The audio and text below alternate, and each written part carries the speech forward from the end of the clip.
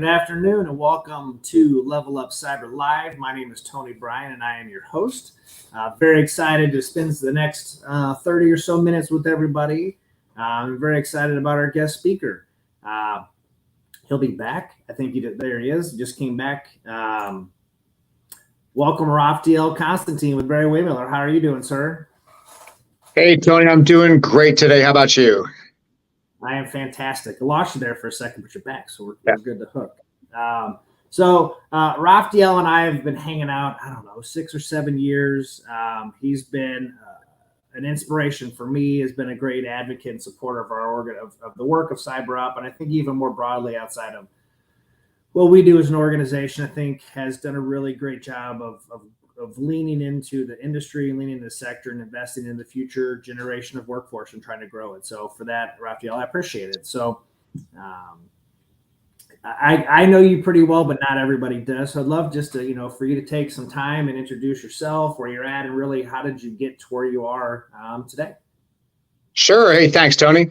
And hello, everybody out there. My name is Roftiel Constantine. And I was born and raised in Fairfax, Virginia, which is right outside Washington, D.C. And I didn't really know what I wanted to do with my life. And I needed someone to pay for college. So I was lucky enough to get an Air Force ROTC scholarship, which would pay my way through my undergrad, which it did. I was a computer science major. And then I spent I only planned to spend 4 years in the Air Force, but I ended up spending 25 years, retired as a colonel back in 2014. And I stayed in because I found that I really liked the people I was working with. I liked the mobility. I liked the work I was doing. The IT field changed a lot during my 25 years. And towards the end, probably the last 5 or 6 years, it was a lot of us in uniform in the Air Force were all kind of naturally migrating over to cybersecurity. That's just where the Air Force felt that our core competence needed to be. We didn't need to be doing so much in terms of providing email, providing network services. That was all being done, was largely outsourced, really. And we decided to keep the cybersecurity field or work inherently military. And so that's what I found myself doing, which worked out really well because when it was time for me to finally retire at 25 years, I found my transition pretty simple because, boy, the cybersecurity field is alive and well, which is why I think a lot of you are listening today. And so when I left, I was hunting around for a job a little bit. At the time, I was also teaching a graduate course at the cybersecurity department here at Washington University in St. Louis. And Tony, I don't know if you remember where I met you, but you and I were walking in. I think we're a little bit late. We're walking into an InfraGard event at the MasterCard headquarters here in St. Louis. And for those of you out there, if you are not an InfraGard member, strongly recommend looking up and learning about InfraGard and consider joining. It's a great partnership program with the FBI for people like us. They like cyber people. Anyway, so I listened to your message, Tony, about who you were and what this new cyber apprentice program is all about. And then a year or two later, I became the CISO for my company, Barry Wehmiller.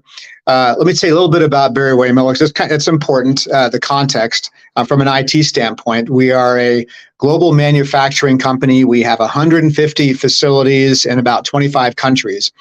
In fact, I'm in Europe right now visiting several of our European companies in the UK today, actually.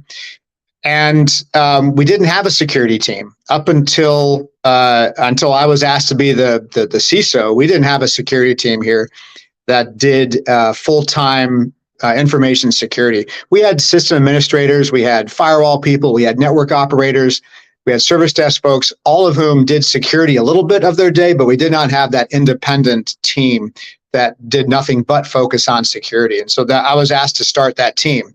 And it's interesting when you have to start a team. My military days, I was always used to, changing jobs and locations every 2 or 3 years. But whenever I moved somewhere, I always picked up an existing team. And so there's already a lot of structure and people and things like that were in place already. But it's different when you have to start up a team, and especially in the manufacturing space. I didn't mention that we are a manufacturing company. We make machines, and we're not in finance, we're not in healthcare, so we don't have a lot of downward directed requirements. And so all of the security tools and capabilities that we've put in place during the past 5 years, we've had to put in place, and we've had to fight a lot harder. I can't simply point to the government regulations that say, hey, we have to have this because it says so in the law. We don't have that governing regulations that a lot of other sectors do here in the United States. And so everything that we do is a kind of it's a fight for the money, it's a fight for the people, but it's paying off. And I go back to when I met Tony and heard his message. It really became important a few years later when I was finally in the CISO role, and I was able to turn back to Tony, and we hired our first apprentice. Back then it wasn't CyberUp, it was called the Midwest Cyber Center of Excellence, I believe. And we got a young man who had been an infantryman in the Army for 10 years, who wanted a change of life, and we hired him. He interviewed really well, and he was absolutely fantastic. And he left us 3 years later. He works for a vendor company now in the cyberspace, and he's doing very, very well. I keep in touch with him on a regular basis, and that's been our story with the four that we've had now. We get one at a time, and the four apprentices, and it's been really, really positive. We bring them onto the team. Our team, by the way, is small. It started with just me. It was one. And now we're up to 15 people 5 years later that I've been doing this. And we've always had a cyber apprentice, and we bring them in. And in our case, we put them in our email security shop. And in each case, they've largely taken over that full operation of providing email security, doing the phishing campaigns, that type of thing. And they've all done very, very well. And I really do applaud you and your team, Tony, because the people that you give us they have the right attitude. They may not have all the skills yet, but they've got the right attitude. And I've always thought, give me someone with a good attitude, and I can do the technical training as needed. And that's been very, very successful with each of these folks. The nice thing about being on a small team is that we have lots of gaps. And so after doing the email security thing for a few months, in each case, we're able to offer to the cyber apprentice the opportunity to move into an area where we have a gap and they have interest. And that's proven to be it's very lucrative, I really think, to both sides, to the apprentice and to me and the rest of our team as we capitalize on their interests and our missing capabilities. It's a great marriage of those two things. That cyber apprentice rolls up, graduates, really, and then I turn back to Tony and I say, hey, send me some more resumes. And it's worked out really, really well. I'm very impressed with the program. Big fan. I'm really glad I ran into you that day at MasterCard years ago, Tony, I must say.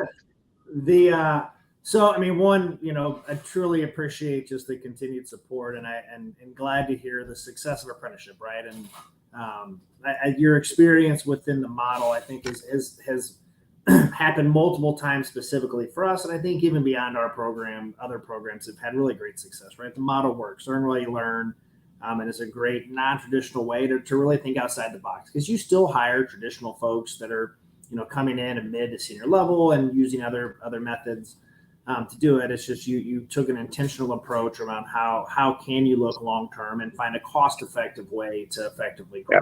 Yep. So the subject today is really, how do you build a small cyber team, right? So there's a lot of aspects. You were the first CISO for Barry Wehmiller, great company. I encourage you to take a look at just the history of the organization. The leadership of the organization is incredible. So much great leadership quality content within the organization from Bob Chapman, who's been a great CEO for them for years. So I mean, encourage you, if you love leadership, it's a great company, a great culture to dive into.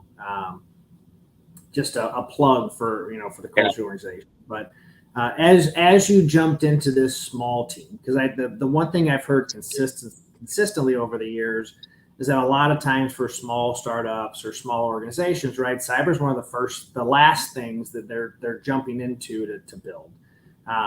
When we all know there's a lot of risk that come along with those things. So, when you built this out, where did you start? What was what did you take a step back and say, okay, this is where we need to go? Like what did, kind of walk us through that journey of day one assessment and where you went from there? Yeah, that's a great question, and it was a journey. It really and it continues. I cannot say that I'm finished by any means. In fact, as I've grown in this position and learned more about cybersecurity, you learn more about where all the other gaps are and where all the other risks are.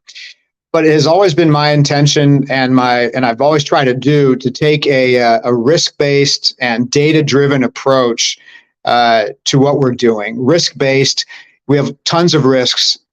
Which risk is the most pressing? Where do I need to focus my always limited manpower and money? Where can I do the business the most good? And one of the earliest things I do, and I recommend to any new team, probably even outside of cybersecurity, but take an assessment.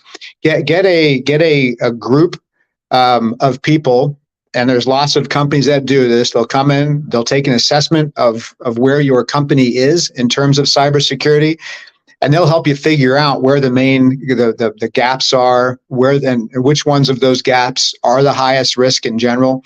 It's good to bring in a third party that does this because they see all kinds of companies. They see all kinds of organizations, very, very large structured ones down to tiny, very infant ones like mine was 5 years ago. And they can take all that experience that they've gained in all their other customer engagements. They've already got the templates built out. They have all these things that you someone like in my spot, as a brand new person, I will not be able to reproduce to the right level. So it's worth convincing your leadership, your company leadership, that they need to make an investment in a good cybersecurity assessment. There are schools of thought that say you should repeat that every 3 years. That gives you an idea of how long a cyber assessment is valid for. It's not just it's not as simply a snapshot in time. It's a snapshot that can last and prove value for several years. And so that would be, Tony, that would be my biggest recommendation to any new group starting in this space. Get an assessment done from a professional group with a good reputation, and to get that reputation, something else you need to do is tap into a group of your peers. In my role as the CISO, there's a really strong CISO group here in St. Louis. I'm sure there's strong CISO groups in other cities as well. And I lean on those peers. I ask them about what experiences that they have with various vendors that we're looking to get involved with, how they're solving problems that I'm running into. And it's really essential to have that trusted sounding board, that group that you can turn to, without any concern of anything negative happening. It's a really good support team that we have here. And so with their help and things like that, I was able to get, I think, a pretty good start in our building our team, at least finding a good direction. I had a good idea of where North was. And that really helped in those early days. So I 1000% agree with this audit assessment. I don't know if you go back the history of time of any time I've talked, it's always been the number one thing, because it's really hard to determine where you're at if you know where you're going, if you don't know where you're at. And so, picking a framework, right? Whether it's NIST or HIPAA or ISO, or in the manufacturing world of CMMC, right? There's lots of different standards that are out there. And there are a lot of companies or organizations that would come in and do your audit that I think would specialize in some of those specific buckets of CMMC is a whole kind of wild west in itself for that. Now I know, from Derek, our friend Derek, your first apprentice, right? He had Derek and I were pretty good friends over the years, veteran to veteran, and just had a great relationship. And I know he learned so much over his time with you guys, over the couple of years he spent with you, and did a lot of vendor conversations, right? And I imagine your inbox is saturated day in and day out, to include your LinkedIn, of everybody trying to get you and Barry Wehmiller the latest and greatest shiny tool to purchase, right? That's going to solve all of your problems. How did you cut through all of the noise, and how did you determine which services and products and things that was going to be right for your organization that aligned with your strategy? That's a very good question, Tony, because there are so many vendors in the cybersecurity space. Mainly, I think because there's so much money in this space. People like me, we need to buy services, and these companies know it. If any of you watch the F1 series on Netflix, or Formula One fans in general, you will see race cars these days. They're covered in cybersecurity companies' names. That's where the money is. It's cybersecurity. There's a lot of vendors, and you're right. My inbox is flooded. So how do you kind of cut through all that and settle on the few vendors that you're interested in? First, I'll say one thing. It's nice. This is a good problem to have too many vendors. We are lucky, I believe, in America to have a Silicon Valley type environment that is just pumping out these companies and enabling them to be very successful in getting the initial seed money that they need to continue developing, bringing their product to market, and then start marketing it. I think that we are very fortunate. A lot of countries don't have that, but we do. So that's good. So how do you select? There are different ways. Part of my role and my team's role is to understand the market space. And it is to meet with these vendors and have them come in on a fairly regular basis and demonstrate to us how they can help solve some of our pressing needs in the spaces that we're interested in.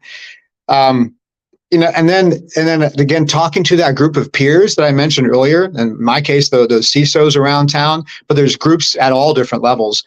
There's meetups for cybersecurity. That's where you can go as well to get inside information over which vendors are being used here in St. Louis, for example, to solve email security, or to solve network security, or endpoint detection and threat detection and response, things like that. And then that's one source. And then we also subscribe. We had a Gartner subscription for 2 years. That's expensive, but it's very helpful as well. You're able to get good inside information on a lot of these companies. It enables you to Gartner services enable you to quickly review the market, see who all the major players are, understand the pros and cons, their strengths and weaknesses of these different vendors in their different spaces. And who they're really geared toward. Not every company, not every, like a small cyber organization like mine, that we probably don't need the same type of security capabilities that some vendors are better. Perhaps they're more focused on large companies. MasterCard, to bring up that example again. Sometimes they're the same, but sometimes they're a little bit different as well, because the vendor focus is not on a small team like mine. What's also nice about Gartner is that then you can talk pricing. Gartner has a pricing service where I can say, hey, here's Gartner guys, analysts, here's a price quote we were given by company X. Is this good or bad? Are we getting a good deal here based on what you've seen? Is it an okay deal? How much can we push them for a better price? That's really helpful also, because pricing is very important. Some of these things, it's amazing how much, by the way, you can get a discount if you simply ask. That has always amazed me. And we actually have someone on our team, not in the cyber team, but on our larger IT team, and his role is vendor management. His name is Chris. And when Chris goes back, takes the quote that I got, and he goes back to the vendor and simply asks for larger discount, it's amazing how much he can get knocked off. So you didn't ask me this, Tony, but one advice to everybody: push hard for these vendors to drop the price, because they often can. And then be patient when you work with these folks over price. But yeah, so there are several different sorts. What's that? Every vendor rolled over. Oh no, don't ask, don't have. But it's great advice. I've had it multiple times for us of things we've purchased over the years, that if you don't ask, you never know, and it's a much better way to try to get the best bang for your buck, and save dollars, of course, while you're there. Absolutely. So one of the things that always blows my mind, right? So you just said you're a reasonably small team. You're covering 25 countries. Each of those countries have their own laws and rules and regulations, right? There's GDPR, and there's all these different things. How do you keep it all straight? How do you sitting out of the middle of the United States ensure that all of the facilities and things that you have, because you guys are you're out buying and purchasing other companies, and you're bringing them under your umbrella, and then making sure they're under your IT infrastructure, your security infrastructure. There's a lot of moving pieces. How do you manage all of that stuff? Yeah, I'll say the most important thing of all that to focus on is data. GDPR is all about private data of people. That is the biggest challenge, and that's what changes from country to country. And this was a topic that I took on early, because I knew that we are in a lot of European countries. By the way, we have 13,000 people, about 3,000 of whom are in Europe. And so paying attention to data privacy is a big deal. And our approach was actually, it's what we figured out for ourselves, but I've since read that it's actually a best practice. So I'm happy to pass it on. We knew that the GDPR, which came into place in May 2018, which is right about the time I started in the CISO role, that had just started, and that was at the time the strongest, and arguably might still be the strongest data protection set of regulations in the world. So we knew we had to meet those regulations, and then we also quickly learned that of all the EU countries, Germany had the toughest data privacy laws. So we figured out let's just base all of our practices, of our data protection capabilities, how we secure, protect our data. Let's base that on to make sure that we meet the German law. If we meet German law, we'll meet GDPR, and if we meet GDPR, we'll meet most of the rest of the world, Tony. And that has been our approach in order to keep our data safe and protected and legally compliant, which is critically important when you're in a CISO role. There's so much that is regulated, especially when it comes to data privacy. Yeah, so that's been our approach. Make the German team and make sure we protect our German team members' data to the level of the German law, and the rest will fall into place. And that has, again, that has been, I've read, a best practice. That's our approach, and so far it's worked out really well for us. We've had no problems taking that approach.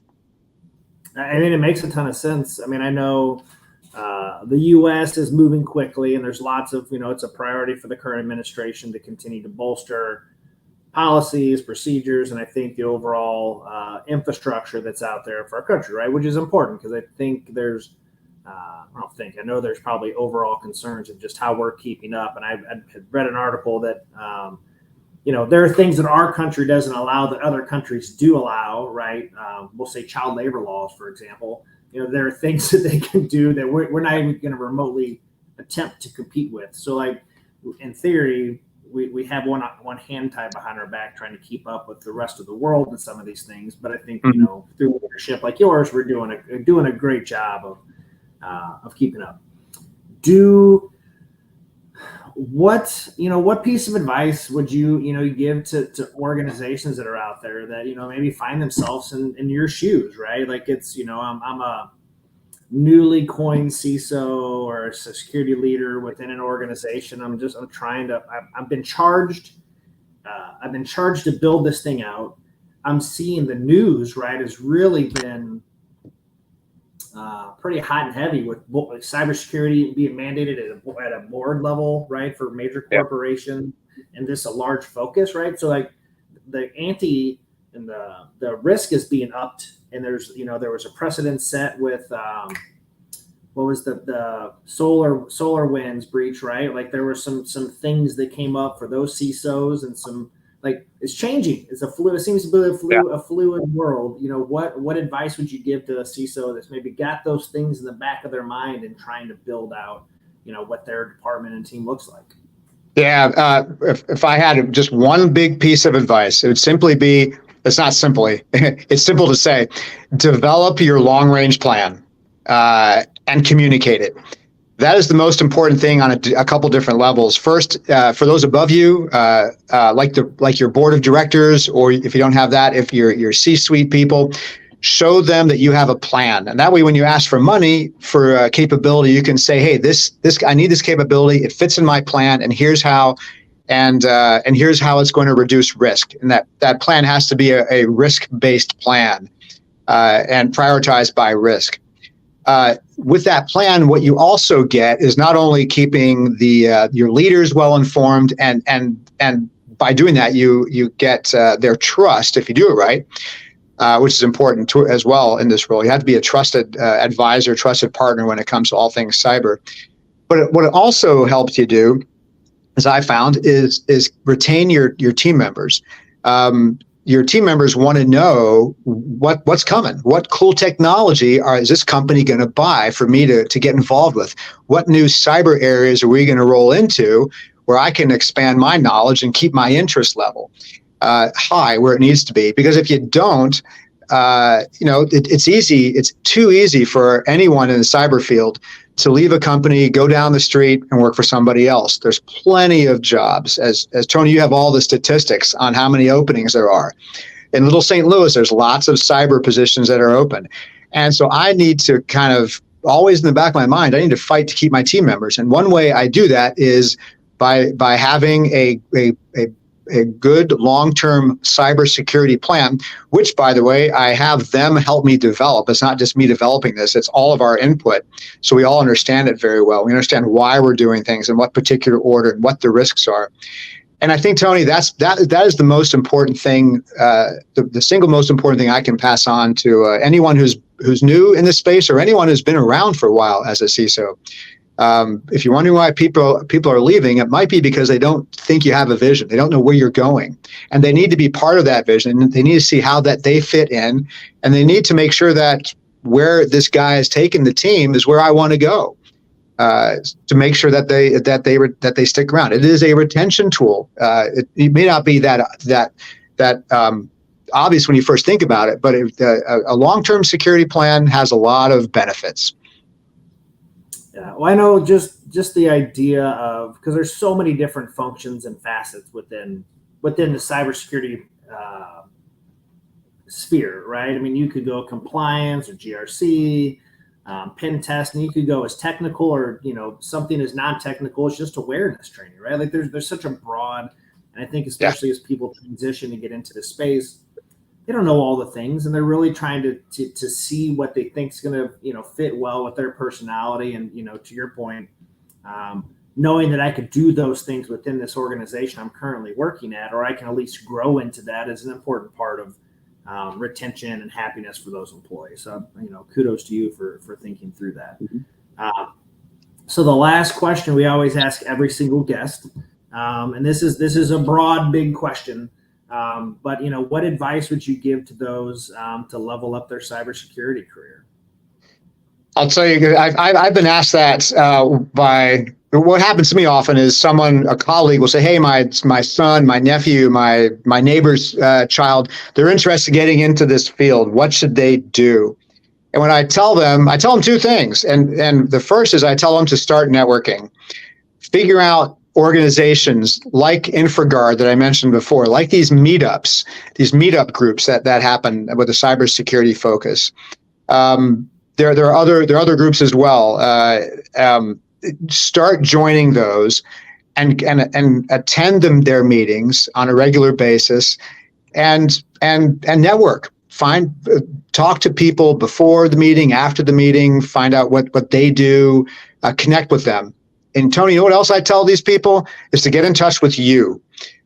because for people to get in touch with you, or if you're not in St. Louis, someone like you that has this kind of onboarding to the cyber field program, I think is really helpful. Also, it's just one more part of networking, but that's what it's all about.